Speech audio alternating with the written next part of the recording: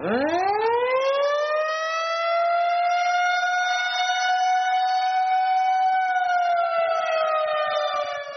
ity indray vaovao manokana mahakasika ny rivo-doza Chalaन्न voaray anio 7 Desambra 2024 tamin'ny 2 maraina.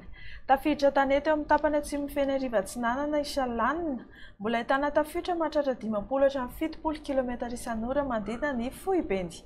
Mikisaka miana atsimo andrefa nisy ka mahafaka 12 km isan'ora, 50 km isan'ora kosa ny rivotra entiny.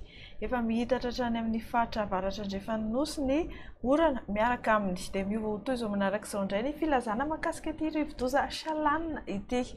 Filazana miloko mena naloza amin'ny tatao amin'ny Fenorivo Atsinanana, Vavatenina ary Toamasina Voaloha sy Faharoa.